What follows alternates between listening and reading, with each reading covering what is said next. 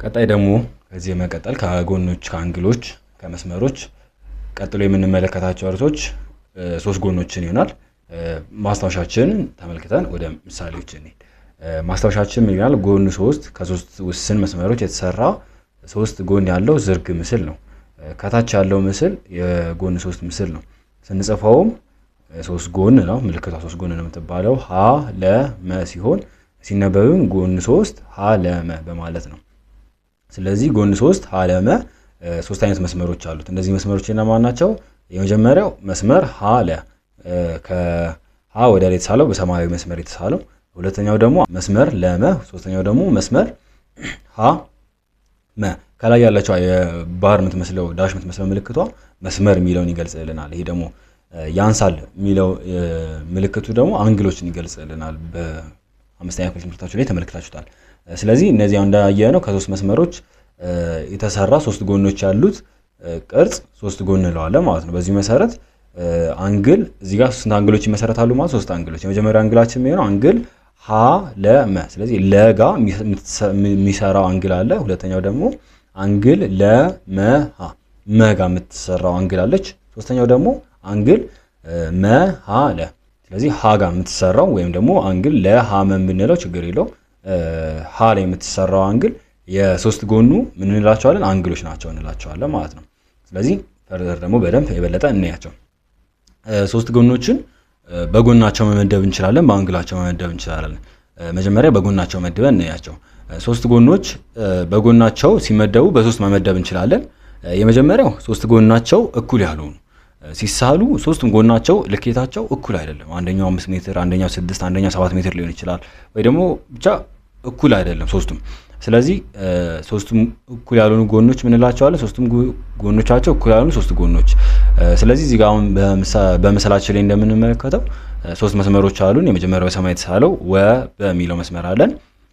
ከዛ በኋላ ሁለተኛው ደግሞ በዘ የሚለው መስመር አለን። ሶስተኛው ደግሞ ወዘ የሚለው መስመር አለን። ስለዚህ እነዚህ ሶስት መስመሮችን ስንመለከታቸው እኩል ዋጋ አይሰጡንም፣ እኩል መጠን የላቸውም ስንለካቸው። ስለዚህ እነዚህን የመጀመሪያ ምድባችን ሶስቱም ጎኖቻቸው እኩል ያልሆኑ ሶስት ጎኖች እንላቸዋለን ማለት ነው።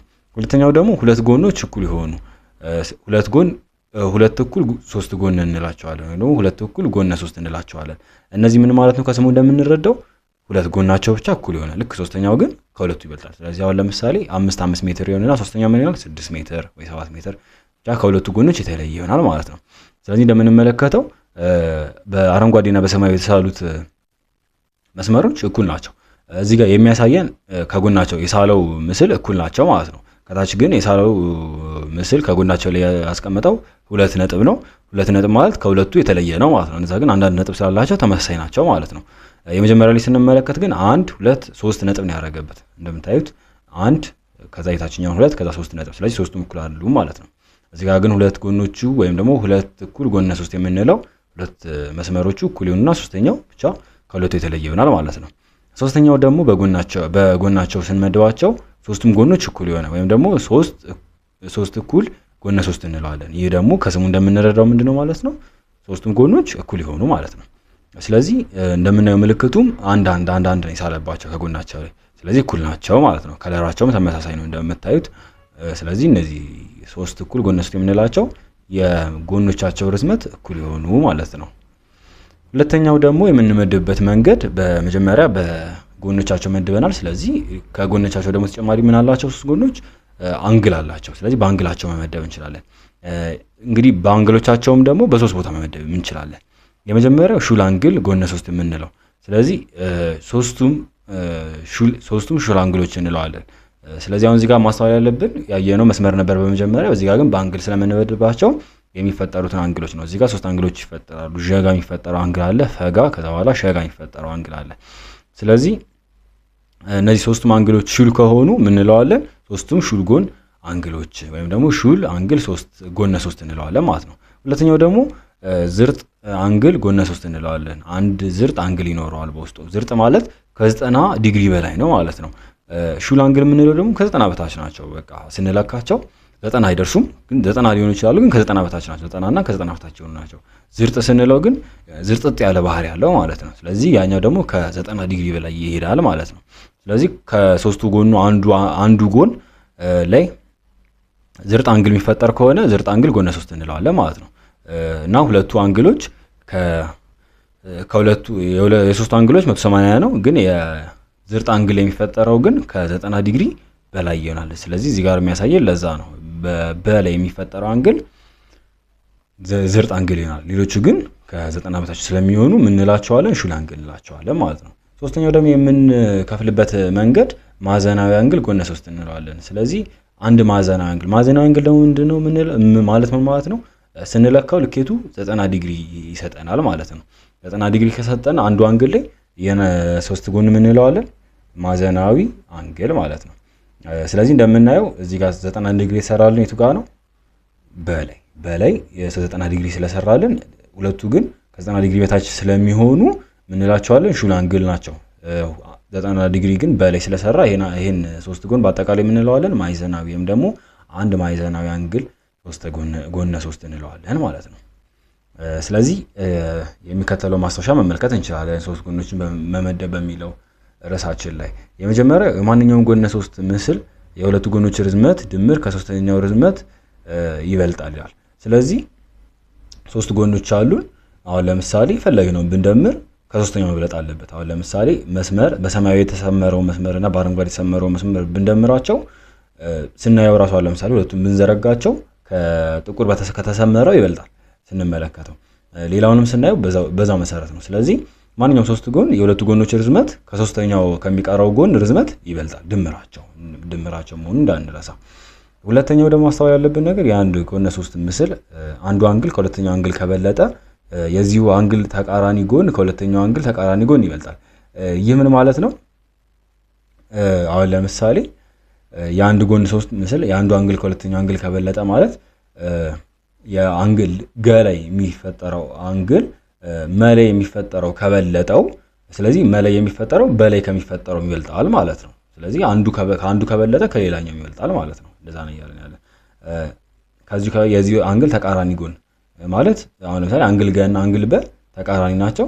ስለዚህ ከሱ ተቃራኒ ያለው ደግሞ ያለውን የበን አንግል ማን ይበልጠዋል ማለት ነው? አንግል መ ይበልጠዋል ማለት ነው። ሁለተኛ ማስተዋል ያለብን ይሄ ነው። ሶስተኛው ደግሞ የአንድ የጎነ 3 ምስል አንዱ ጎን ከሁለተኛው ጎን ከበለጠ የዚሁ ጎን ተቃራኒ የሆነው አንግል ከሁለተኛው ጎን ተቃራኒ አንግል ይበልጣል ይለናል። ስለዚህ ከምስሉ እንደምንረዳው መስመር ጸ ሸ የሚለው መስመር በፐርፕል የተሳለው ይበልጣል ከመስመር ጠሸ ወይም ደግሞ በኦሬንጅ የተሳለው ማለት ነው። ከሆነ የሚበልጥ ከሆነ ስንለካው ጠ ላይ የሚፈጠረው አንግል ወይም ደግሞ አንግል ጸ ጠ ሸ የምንለው ከማን ይበልጣል ማለት ነው? ከሸ ጸ ጠ ይበልጣል ማለት ነው። ስለዚህ ጠ ላይ የሚፈጠረው አንግል ከማን ይበልጣል?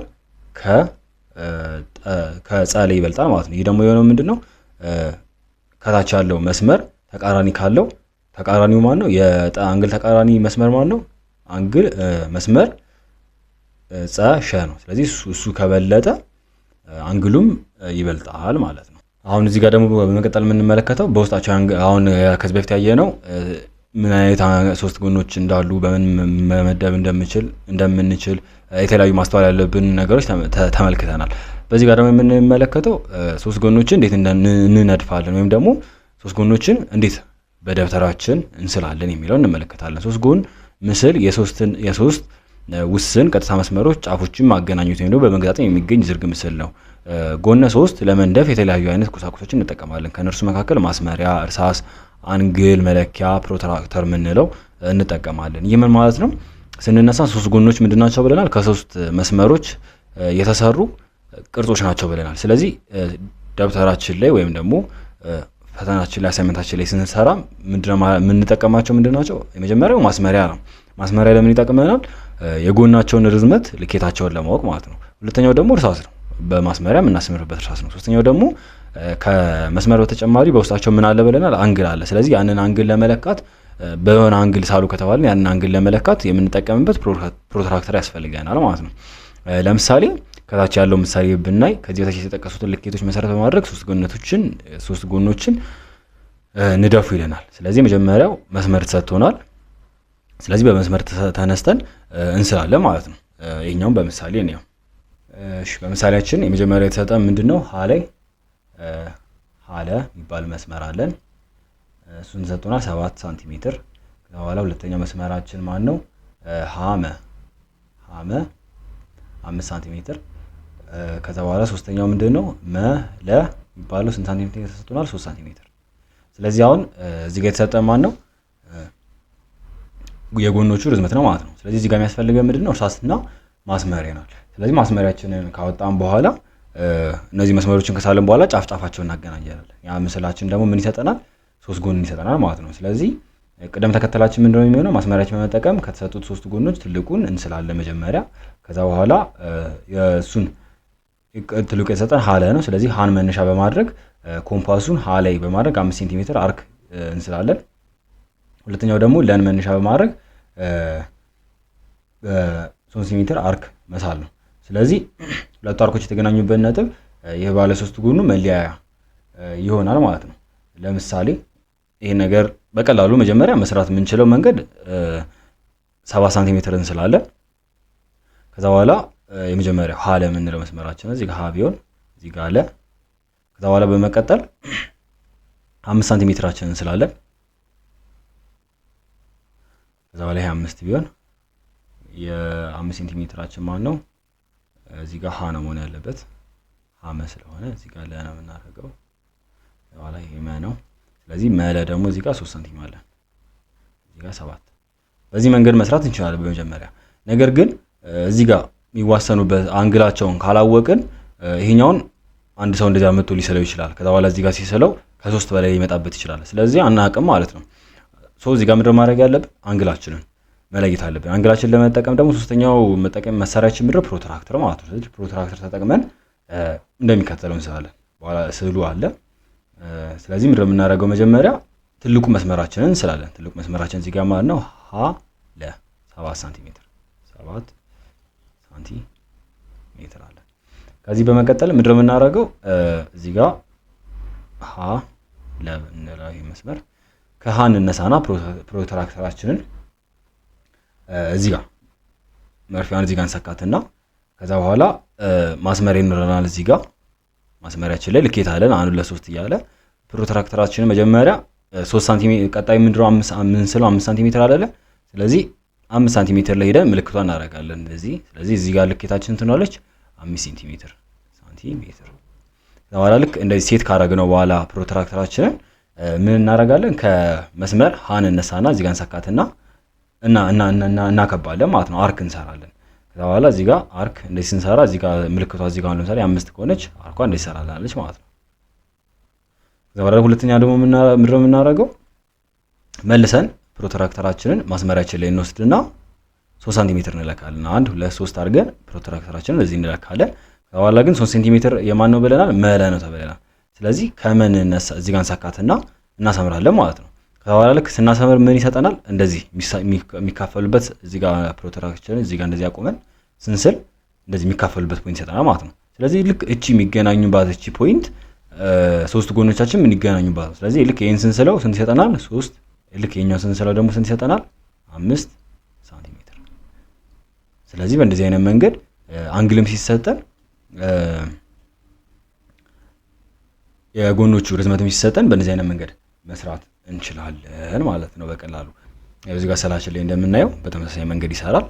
በሰማያዊና በቀይ ያሰመራቸው አርኮች የሚገናኙበትን ቦታ ስናሰምር ቀጥታ ልኬታችንን ይሰጠናል ማለት ነው። በዚህ መንገድ 3 ጎኖችን መንደፍ እንችላለን።